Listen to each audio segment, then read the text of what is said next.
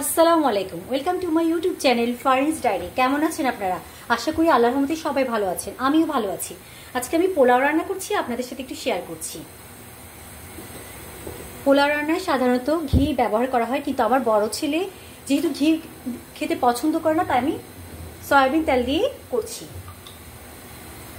আপনারা চাইলে তেল আর ঘি একসাথে মিশিয়ে করতে পারেন, আবার শুধু তেল দিয়ে করতে পারেন, আর শুধু ঘি দিয়েও করতে পারেন। কোনো কিছু রান্না করলে যদি বাচ্চা না খায় তাহলে তো ভালোই লাগে না, তাই আমি ঘিটা অ্যাভয়েড করছি, কারণ আমার বাচ্চা একদম পছন্দ করে না, বড় ছেলে ঘি খেতে পছন্দ করে না। এবার আমি কিছু পেঁয়াজ কুচি দিয়ে দিচ্ছি, এগুলো কিছুটা বেরেস্তা করে নিব আর কিছুটা এমনি পোলাওর সাথে করার জন্য রাখবো।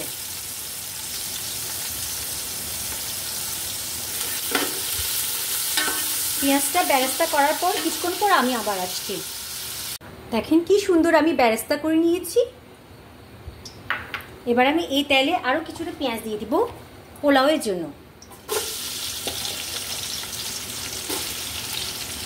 এগুলো আমি হালকা ব্রাউন কালার করব, বেশি করব না।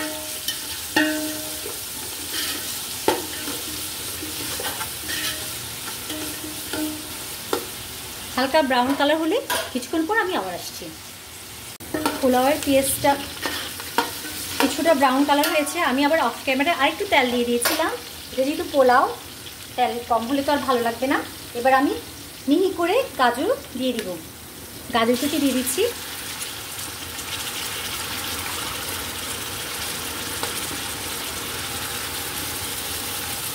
অনেকগুলো দিয়ে দিলাম।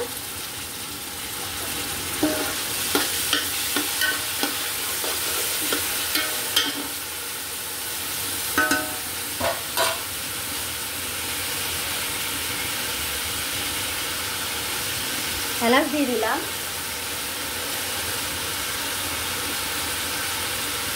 তেজপাতা দিয়ে দিলাম,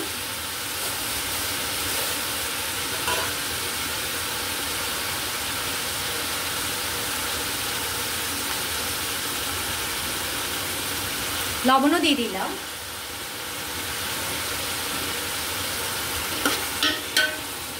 রসুন বাটা, আদা বাটা সামান্য সামান্য ব্যবহার করা যায়, নয়তো হালকা বিরিয়ানির মশলাও ব্যবহার করা যায়, কিন্তু আমি এগুলো আজকে কিছুই করব না। এক এক সময় আসলে এক এক ধরনের করে করি, আমি আজকে এগুলো কিছুই ব্যবহার করছি না। অনেকগুলো কাঁচামরিচ দিয়ে দিচ্ছি, যেহেতু ঝাল খেতে অনেক পছন্দ করি।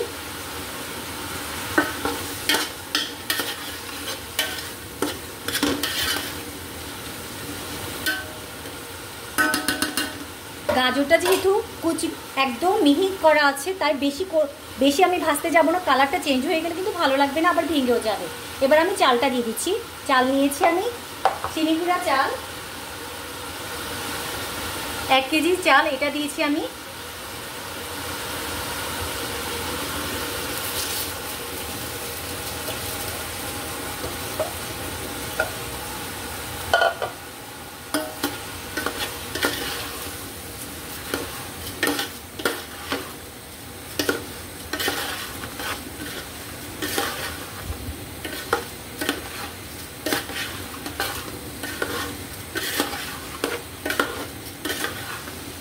অনেকক্ষণ নাড়াতে থাকবো, এরপর আমি পরিমাণ মতো পানি দিয়ে দিব। চাল অনেকক্ষণ ভালো করে নাড়িয়ে চাড়িয়ে এরপর আমি পরিমাণ মতো পানি দিয়ে দিয়েছি। আমি 2 লিটার পানি নিয়েছিলাম, এর মধ্যে থেকে আমি এতটুকু রয়ে গিয়েছে, দেখতেই পাচ্ছেন। এবার আমি ঢাকনা দিয়ে রেখে দিব, জালটা হতে থাকুক। কিছুক্ষণ পর আবার আসছি। কি অবস্থা!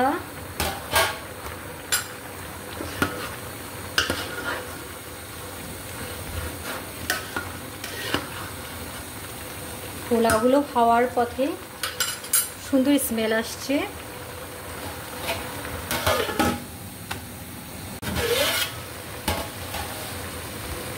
পোলাও খাওয়ার পথে এবার কিন্তু আমি চুলাটা বন্ধ করে দিব, চুলার তাপে কিন্তু হয়ে যাবে। চুলা বন্ধ করে দিয়েছি, এভাবে থাকুক। এই তাপেই হয়ে যাবে। কিছুক্ষণ পর আবার আসছি।